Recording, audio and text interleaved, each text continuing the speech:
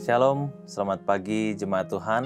Senang sekali rasanya di pagi hari ini kita bisa bangun dengan keadaan yang baik. Istirahat kita tadi malam boleh Tuhan jaga, dan pagi hari ini kita siap untuk memulai aktivitas serta kegiatan kita bersama-sama dengan Tuhan. Saya mengajak kita semua untuk mengawali hari dengan merenungkan kebenaran firman Tuhan. Renungan pada pagi hari ini berjudul berkat atau hukuman. Di gereja kita, di GKN Philadelphia, memang tidak sering kita membahas mengenai kekayaan, keberhasilan, atau berkat-berkat duniawi dalam kehidupan. Kita bersyukur karena pengajaran di gereja ini lebih ditekankan mengenai ketaatan dan juga kekudusan. Karena memang itulah yang jauh lebih penting daripada sekedar keberhasilan duniawi. Namun apakah hal ini berarti sebagai orang Kristen yang menekankan ketaatan dan kekudusan, kita menjadi anti dengan berkat? Firman Tuhan pada hari ini terambil dari Amsal 28 ayat yang ke-20. Orang jujur akan diberkati Tuhan, tetapi orang yang ingin cepat kaya tak luput dari hukuman. Bagian dalam Amsal ini menunjukkan antitesis yang sangat menarik.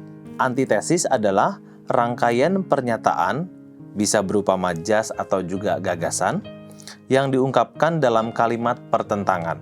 Kata-kata yang dipilih dalam antitesis biasanya diletakkan berdampingan, sekaligus berlawanan dalam tingkatan yang sepadan.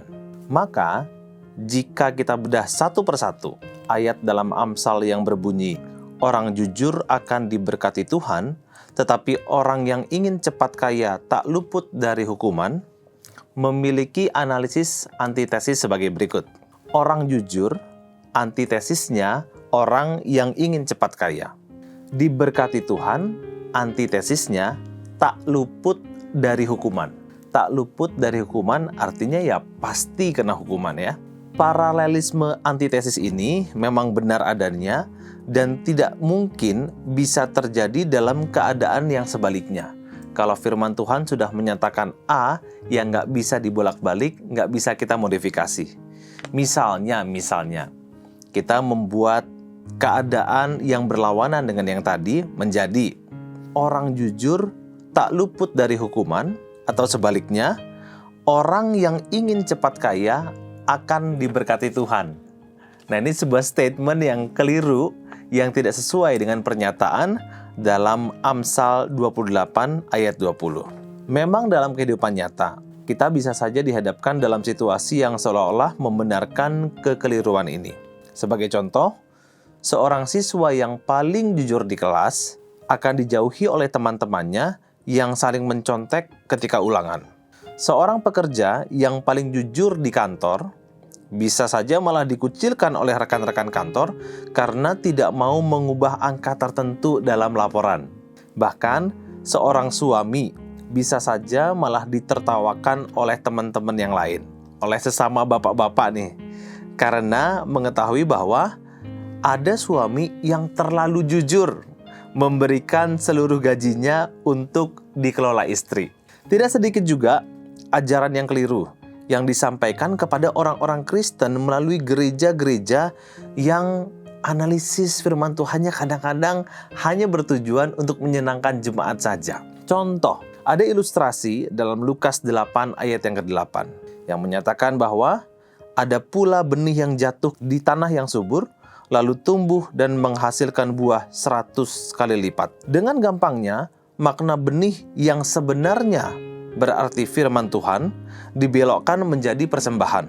Maka banyak orang percaya dengan sengaja untuk menyenangkan diri sendiri memilih pemahaman yang keliru ini. Sehingga tumbuh juga iman yang keliru, yaitu memberi persembahan akan menghasilkan kekayaan 100 kali lipat. Sekali lagi, firman Tuhan dalam Amsal menyampaikan bahwa orang jujur akan diberkati Tuhan, tetapi orang yang ingin cepat kaya tak luput dari hukuman. Ini benar adanya, tidak bisa dibolak-balik. Sekarang pilihannya ada di tangan kita. Apakah kita mau menjadi orang yang jujur atau ingin menjadi orang yang cepat kaya? Silakan memilih. Tetapi ingat, di antara pilihan tersebut, yang satu akan diberkati Tuhan, sementara yang lainnya tidak luput dari hukuman.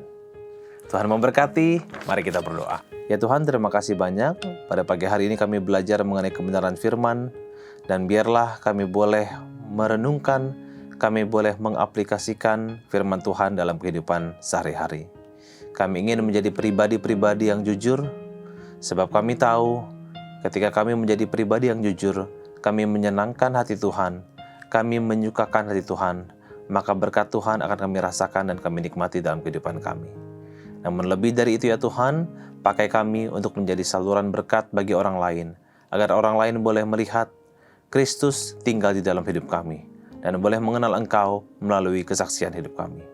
Terima kasih ya Tuhan, berkati kami. Amin.